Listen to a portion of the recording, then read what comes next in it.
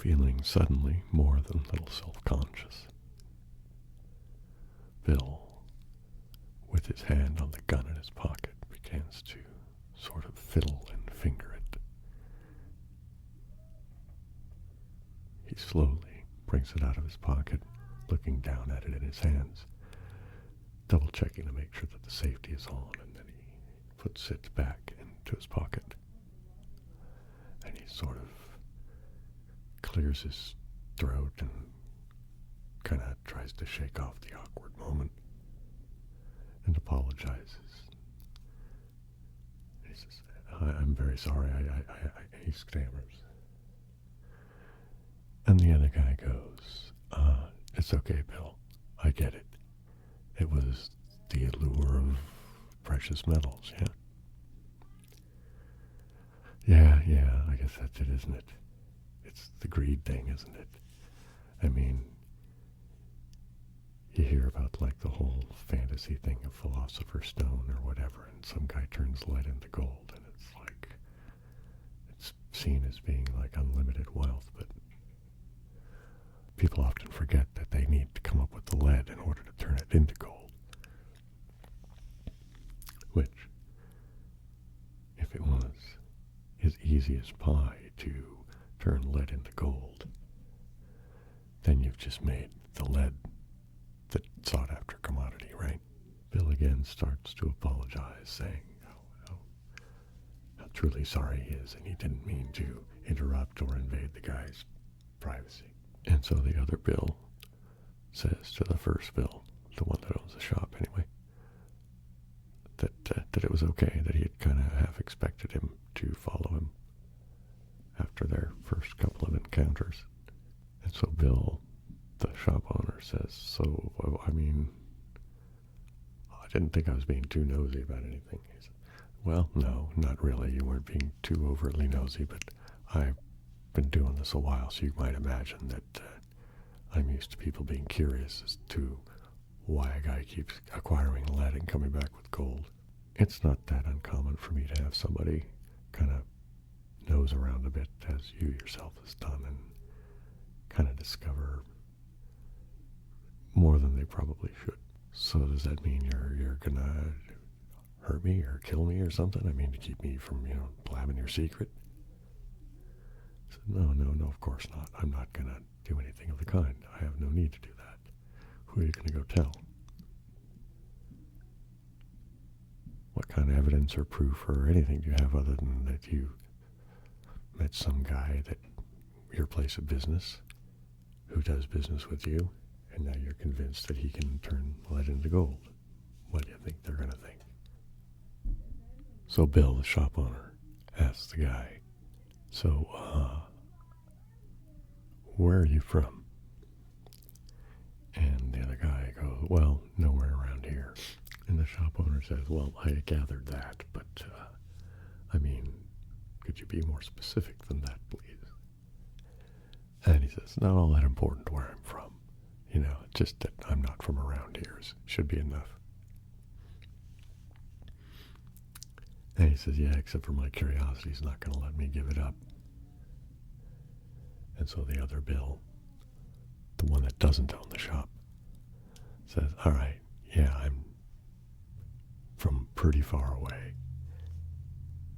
I think he could guess where Bill was going with his sort of curiosity and kind of tumbling to conclusions. And he says, yeah, see, here's the thing. It's always this big weird fantasy thing for people to be able to turn lead into gold like it was easy like that. And like, we can't do that. Well, what do you mean we can't do that? I mean, I just did it. They still be a smart ass with me, man. I mean, we human beings, we don't know how to do that like that.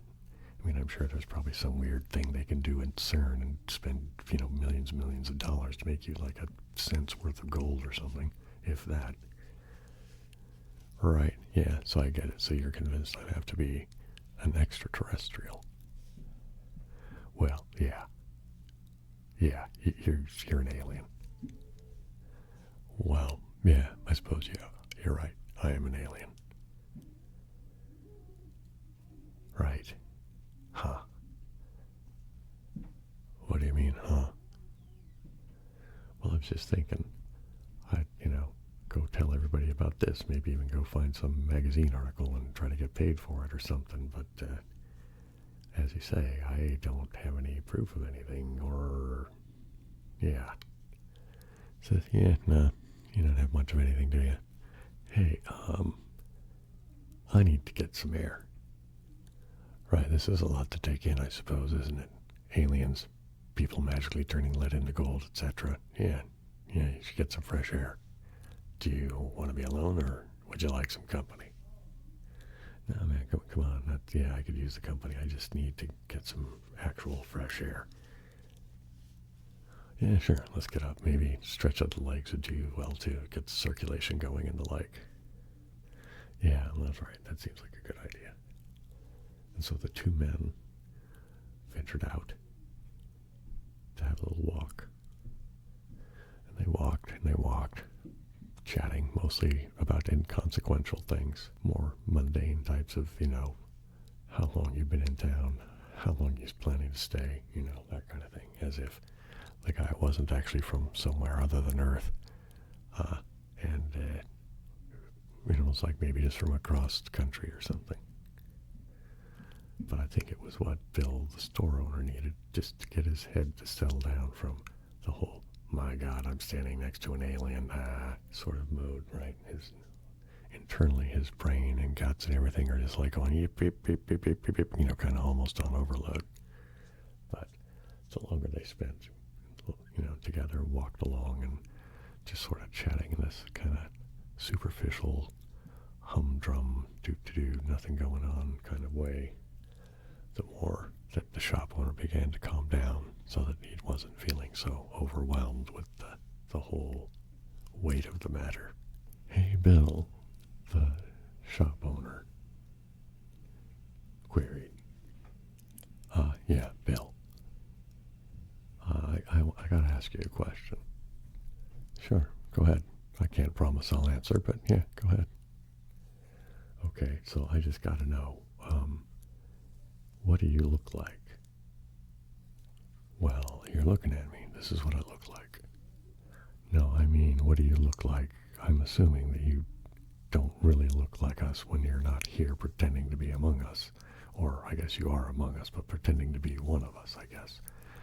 So when you're not pretending to be one of us, what do you look like? Oh, I see what you mean. Right. Yeah, you probably don't want to mess with that.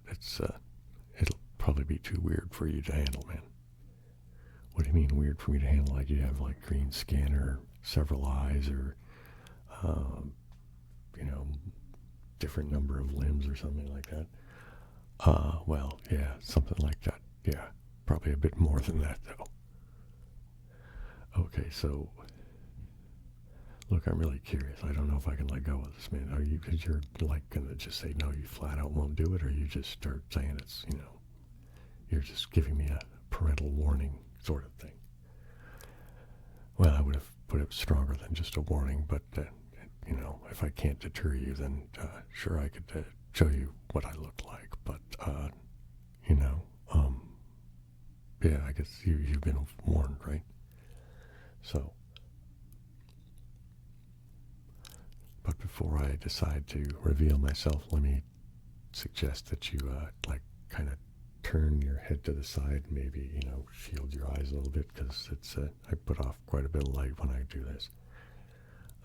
Okay, and so Bill turns and kind of, does like this with his hands and to, shield his eyes. And as he does so, the other Bill seems to just sort of flicker out of existence as if he was, being processed by some sort of video effect. And in his place seemed to sort of emerge into existence out of nowhere, this vague shape that seemed to be incapable of completely coalescing into anything permanent. It kept kind of like it was phasing in and out of existence and not really fixing into any particular set image. As Bill, the shop owner, was staring at it, he found that anything that he stared directly at seemed to not really be able to be, he couldn't bring into focus, but the things around seemed to kind of become focused, but since they were outside of his focus, he was only really seeing it here. It's like, so he'd look over there, but then that would be out of focus. It was as if Bill was under the influence of some sort of very strong hallucinogenic compound. It was as if things were coming in and out of existence simultaneously, giving it an impermanent, ethereal, constantly in motion sort of effect. It was as if sometimes these shapes that were forming things that looked like tentacles, or maybe they were snakes, or maybe they were limbs with hands on the end of them, or they were stalks with eyes on the end of them, and all of them seemed to be coming out of some, was it a sphere, or was it some other shape, or was it a head or a face with eyes? And you couldn't tell whether it was you were noticing these things because they were there, or was it just an odd thing happening in front of you and your brain was struggling to form patterns that made sense to it, and it was constantly coming in and out.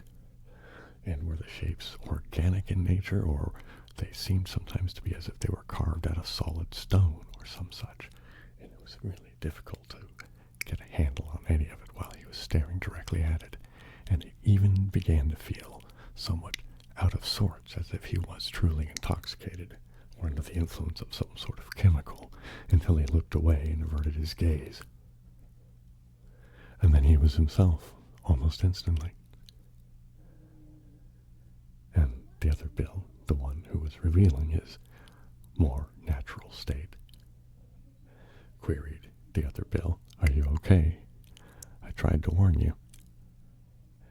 And Bill, the shop owner, stammered a little bit and said, yeah, I guess I should have listened, but I'm glad you told me, or showed me, or I'm not even sure how to respond, but if you could just sort of put it back on, like, whatever, it's like a suit, or what you refer to as a sort of a projection kind of a thing. Yeah, it's okay, I'll go back to pretending to be a human for you. Thanks. It's just so much easier to deal with. Again, I tried to warn you. Both men just sort of came to a halt all at once together, and they both sort of seemed to realize simultaneously and become aware that, oh, it's nighttime outside.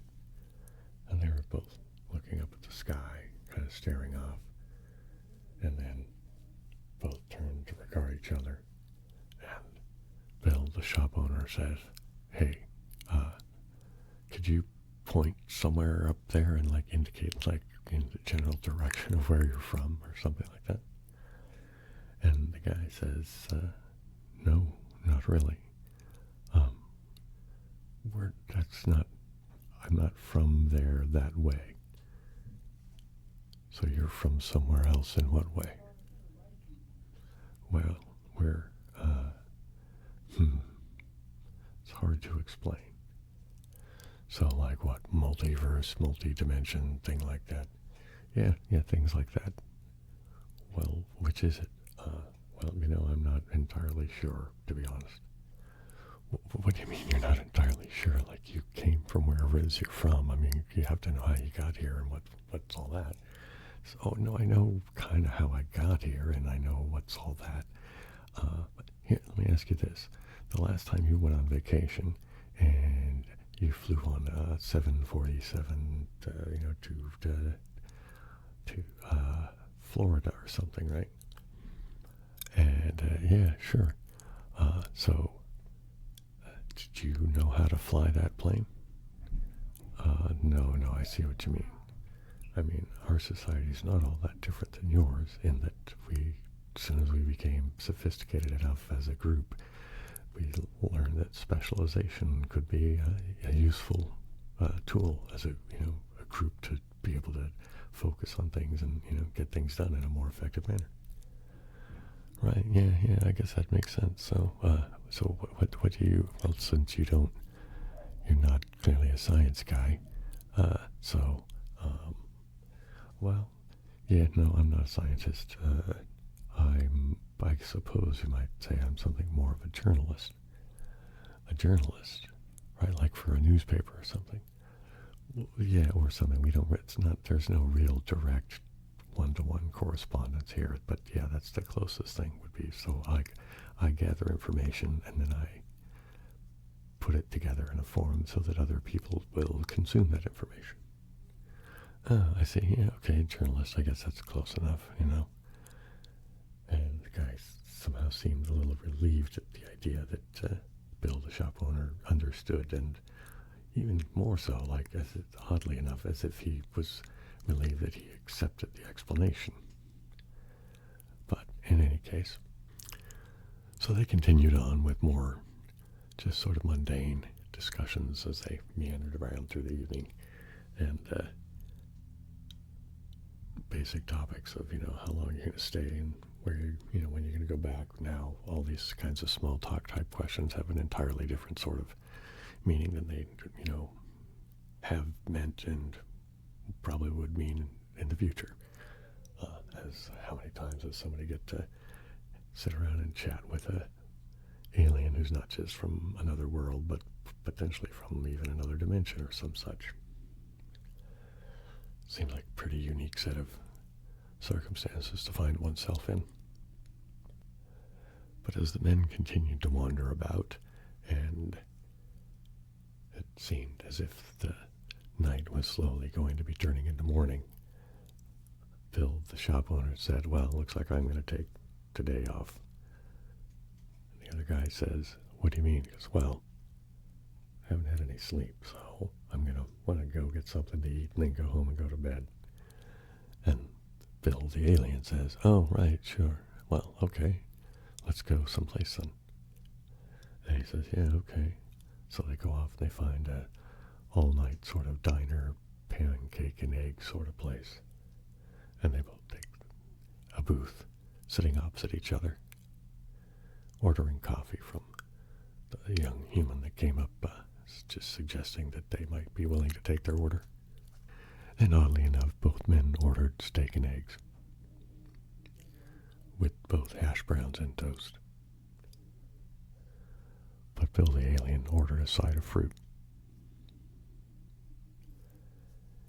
In any case, they continued to chat in their just sort of nonchalant way that they had begun to develop.